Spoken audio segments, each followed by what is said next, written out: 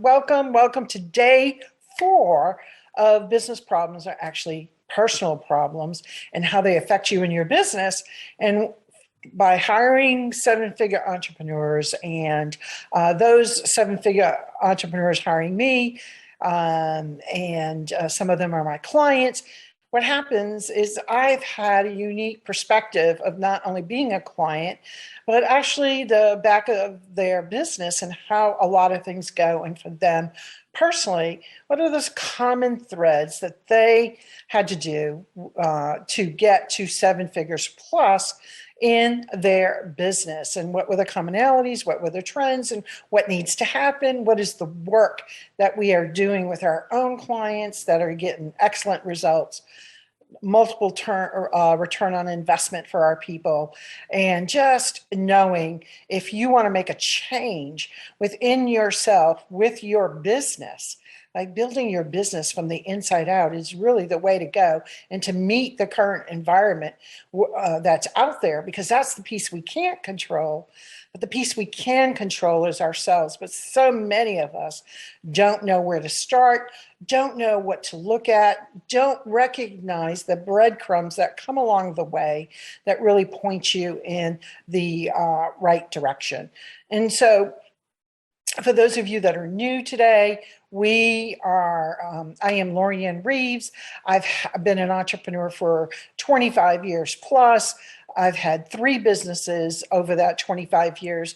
This business I am in now, Thursday, I don't know why I'm tongue-tied a little bit, is a combination of what I've done before, being a sales and marketing manager, going back to school and getting my clinical degree as a psychotherapist, having that psychotherapy practice, and then getting into consulting with some of the major companies in my area around difficult leaders, teams working well.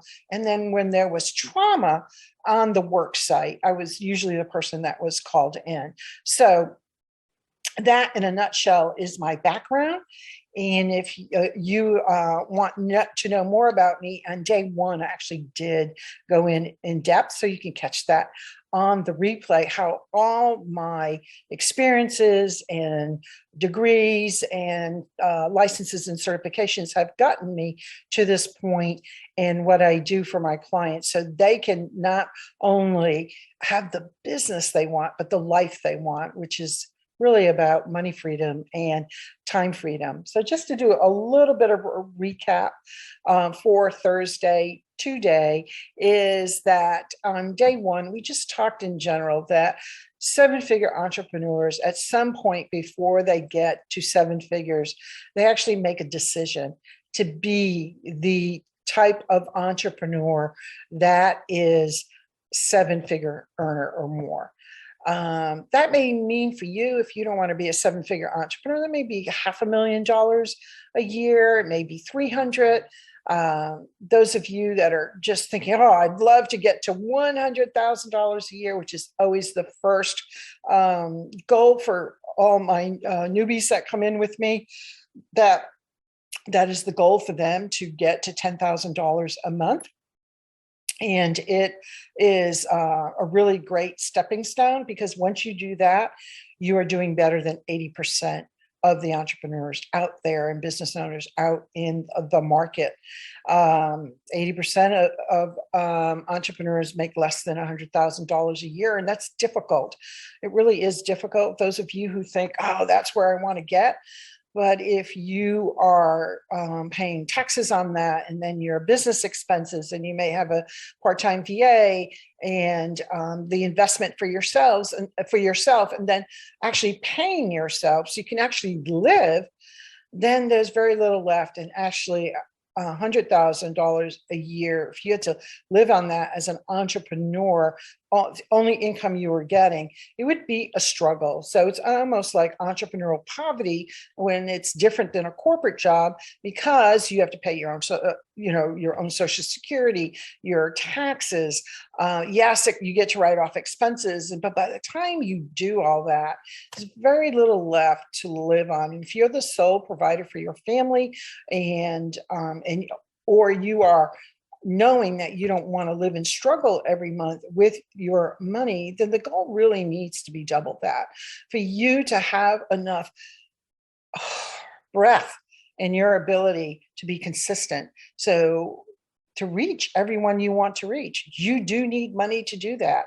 Yes, part of building a business is organic, but at certain parts in your business, the money needs to be there so you can invest and have the right return on investment. And then those of you that want to get beyond that to $500,000 to 7 figures, then, the difference is, if you're trying to get to 100,000, it's mostly tactical techniques, learning how to live every day and what to do every day as an entrepreneur. But it comes to a certain point when you really want to reach greater heights, it becomes a much more internal game. We do internal work when we work with those that haven't reached $100,000 yet, but the internal work is really key.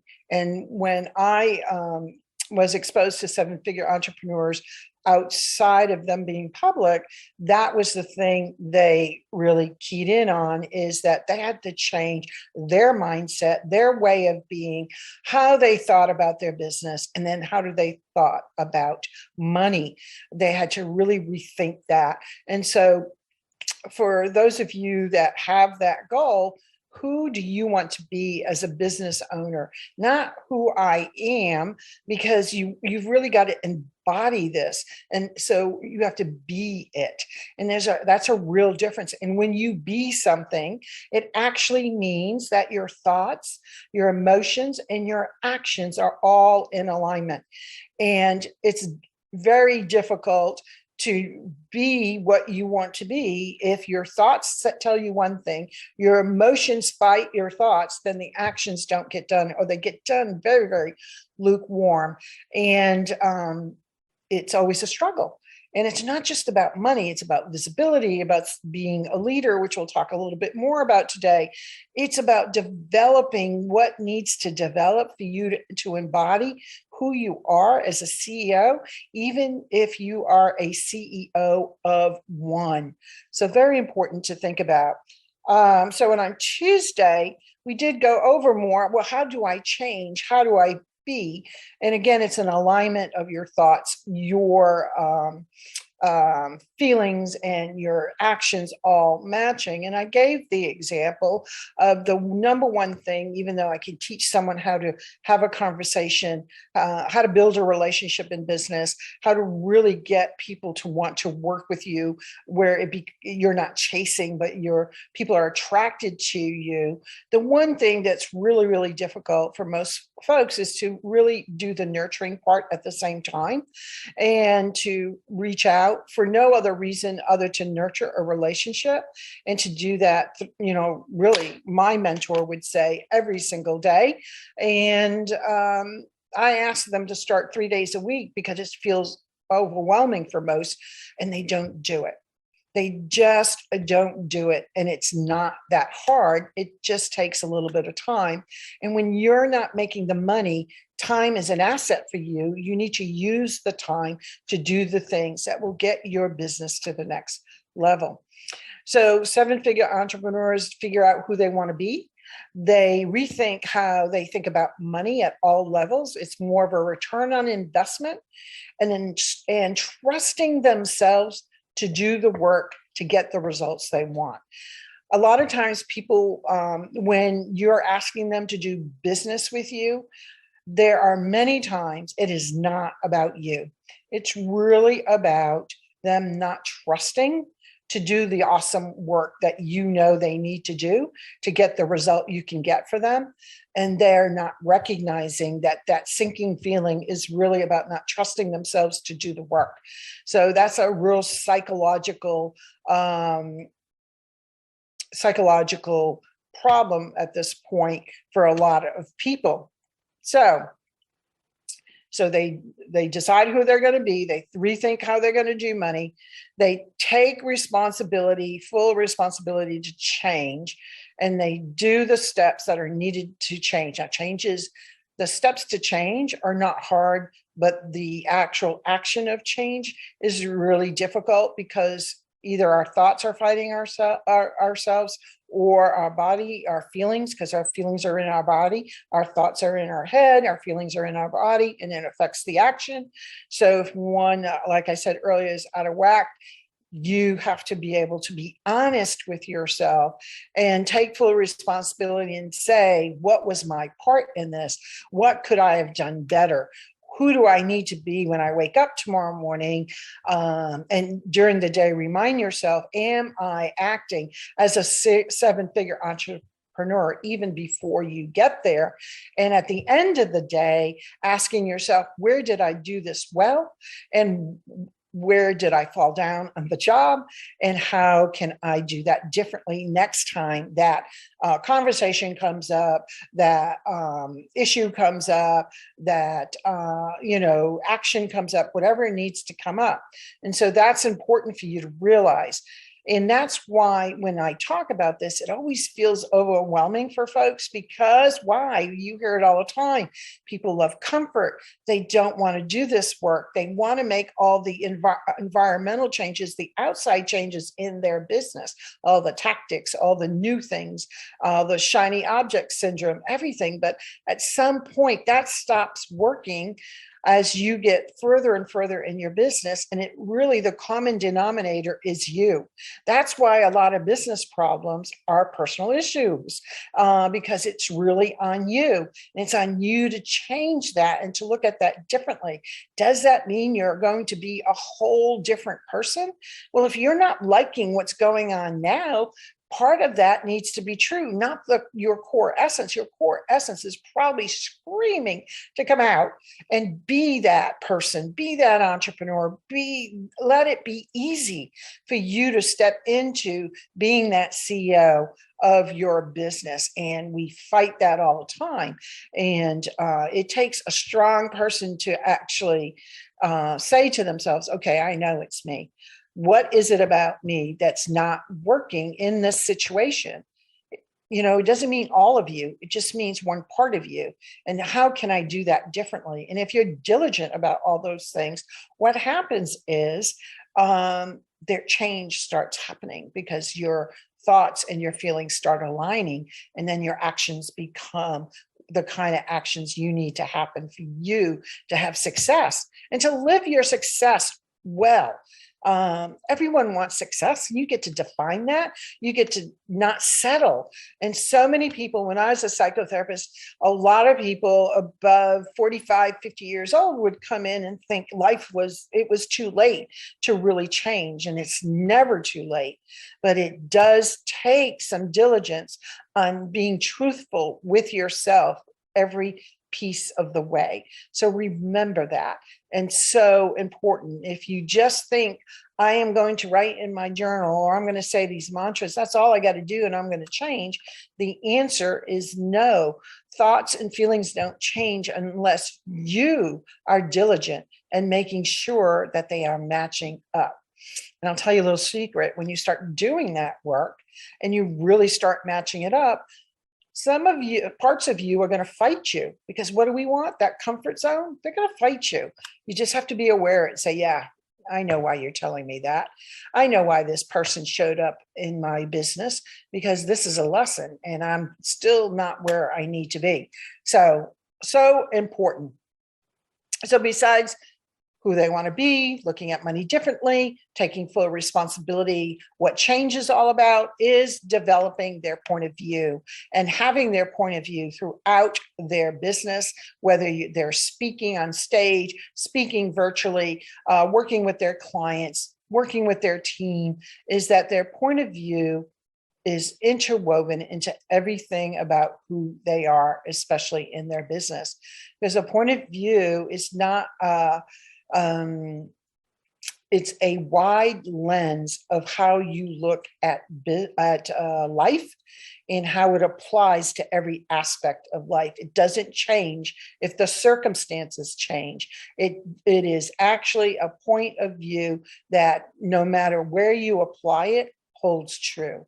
And so, that work A lot of speaker training teaches point of view, and there are quite a few people that teach point of view. It is not original to me, but it is something I've noticed with seven-figure entrepreneurs. They weave it everywhere into their business, and they stand on it constantly. All right, and then the other piece that we talked about yesterday was visibility, where to be visible strategically, not throwing spaghetti up against the wall and seeing what sticks. Has to be a strategic plan of showing people that you are that expert, you are that person that they need to turn to, and that others are willing to refer you because they recognize you are the one that can help their friend, their colleague, their client in a different area. So it's important that you establish yourself, and you can't be the best kept secret. We hear that all the time. We heard it actually before the pandemic. Now it's even more so because so much of it is online. It's always been online, but they were actually offline events, and people spoke more in person. A lot of that is coming back. What we don't know, it's not going to come back like the way it used to, but it will come. It is coming back, and it will take shape that's different. You have to be prepared for that. But you have to be known out there to your audience, not everyone's audience. That's why you don't slap that spaghetti up, but your audience, your people, your right fit people. Seven-figure entrepreneurs know who their people are. They know them in and out. And so when they're speaking out there, and whether it's a live or a paid gig or virtually, when they're speaking and the right fit people are in the audience online with them, they feel heard. That is what a right fit client is. That when you're speaking about their struggles, about what their day may look like, what they wish for, what they want to be inspired by, your right fit clients' ears pop up and they pay attention. Everyone else will think, oh, she's nice. That's great information. But your people will want more of you. They'll want to sign up for your freebie. They'll want to listen to everything at first. They want to check you out, your lives, your podcasts, your guest podcasting spots, whatever you're doing to establish your own platform. Again, it doesn't have to be huge. It just needs to be the right fit. And so remember that. Today's day 4. So what would lead, and that's wasn't intentional, but what would lead a seven-figure entrepreneur to come to the conclusion about all that is that they have to be different in their leadership, right? So day 4 is about leadership. And leadership, there's all kinds of ways folks talk about leadership. But for me, there are 4 parts of leadership that I think are so important. And it goes in the order of your personal leadership, how you personally lead yourself.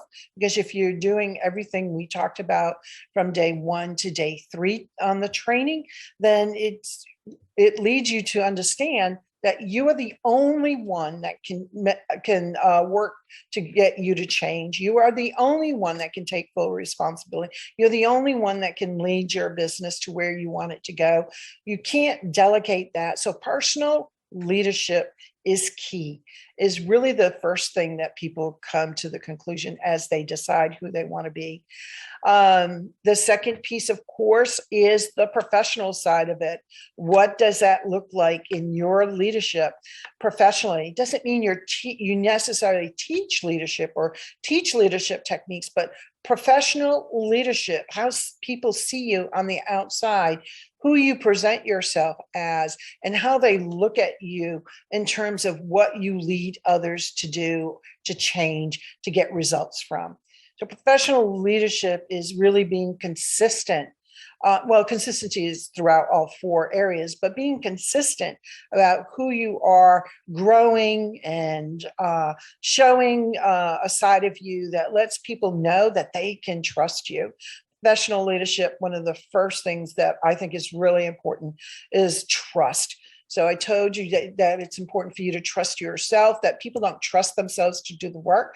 But if you are trusting yourself personally to be the person you are going to be in your business, then that is personal leadership. If you are then going to be the professional leader you need to be, then you are getting folks the results. Their return on investment is there.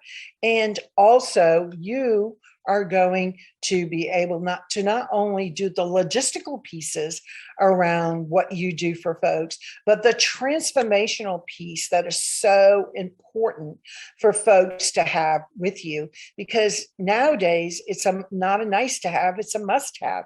People are asking more from folks to help them not just get the results, but to sustain the results, to help them transform. So what the work that they do with you sticks with them. And you can help them with that, because true leader is not only transactional, but also transformational in the professional sense.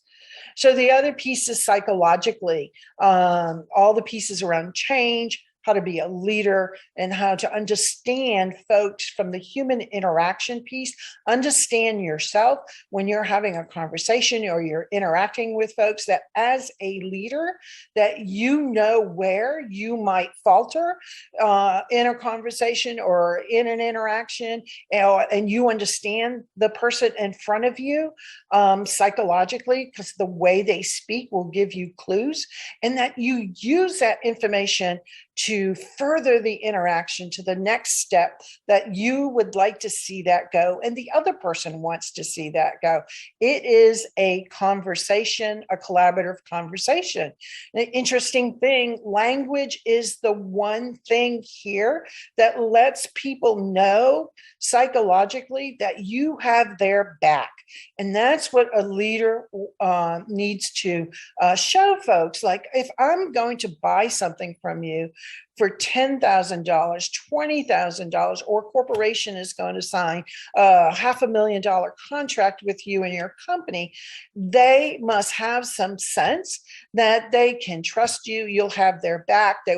You will be there when sometimes it doesn't go well, and that you can help them recover, and you know how to be there.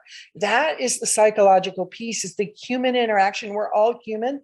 I know people love tactics, strategies, and techniques, and I love strategy, but I've come to understand that strategy doesn't work unless we understand the human interactions that we have with other people. There's so much lip service about building relationship in the entrepreneurial space. There's really have lost the skill for that. It's not just about being nice. It's not just about having great conversations. It's about furthering the relationship at multiple levels. And in fact, that training will be in May. So just a little heads up on that. And so for you to be a leader personally, to be a leader professionally, and psychologically to understand folks, because we do business with other people. And you know, in the sales conversation, when you are teaching and strategizing with your one-on-one clients, or in your groups, however you deliver, that is where the psychological piece shows up the most, because it's up to you to lead through that and understand if someone has got a glaze in their eyes, they're not understanding you, or that you have gotten to know this person enough that there are certain buttons that will get pressed for them, and then they can't be collaborative in the conversation. You have to know how to manage all that, and not only manage it for others, but manage it for yourself first, manage it for others, and then manage it together. So important.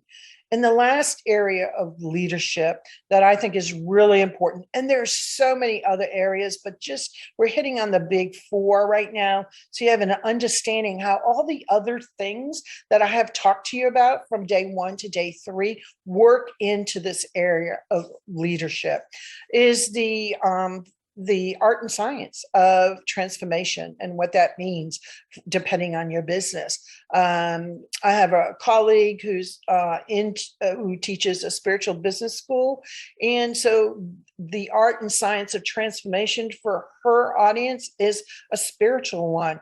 Others can be the transformation piece itself, how people transform when they are with you, when they use your products, they work with you and take advantage of your services, buy your services.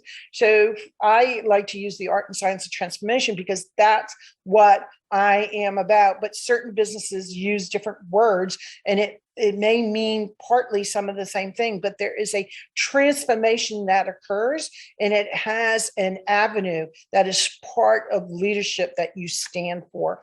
The corporate world, it can be something else. In the entrepreneurial space, depending on your industry, it can be something else. But I like using the art and science of transformation. I've seen other people use the spiritual space. And even if you're not in that business, spirituality may be really important to you, or energy, or because we all have energy. There's always this field, when you meet someone, you say, oh my gosh, you hardly have spoken, and yet you can feel the energy that you guys are developing together, and it's going to be a really good relationship. And so there's that piece of it. So let's just kind of review really quickly on the leadership. So it's the personal leadership, the professional leadership, the psychological leadership, and the art and science of transformation, or whatever represents that for you in your business. And so leadership is really the umbrella of everything else that I've spoken about. And it's about leading. It's about, not, like I said, leading yourself personally and professionally. It's also about leveraging your business in the ways that are the right fit for you. It's about living your life and your business that make you happy, give you time freedom, money freedom. It's in lots of ways, it's about love, not a romantic love, but about the building of the relationships that are really key for you as you move forward and as you grow in your business. And then it's the legacy you want to leave behind. So all that fits together. And with that fitting together, that is actually the work that we do in the Alchemy Leadership Mastermind. And I want to make an invitation to you to work with us for 6 months in a mastermind that's called the Alchemy Leadership Mastermind. It's all about leading, leveraging, living the life you want, being able to develop the kind of relationships that are important for you personally and professionally, and also leaving a legacy behind, and how your business can be positioned to be successful in such a way that you get to live success well lived. And that's just that's actually the title of my podcast that launched this week. And so you'll be able to catch that soon. If you're on my email list, we'll be sending out the episodes.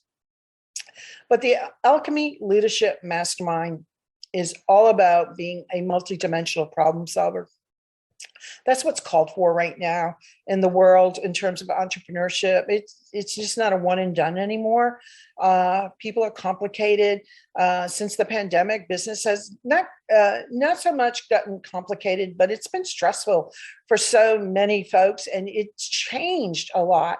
And it's actually quick. So those of you that need to figure out how to lead quickly also in your business and make great decisions the first time, this is part of it. But to be that multidimensional problem solver for your people, to be an expert at transformation, to be the practitioner of leadership in your business and with your clients and potential clients in your audience, for you actually to be known as the person who needs to get the call first, because your audience, your right fit audience, your potential clients know you are that person. So messaging is really important. We'll be talking a lot about that in the mastermind, and really how for you to be a life changer for your folks. It's so important being a life changer for your folks and being unlimited in what you create, because it's the right thing to do at the moment.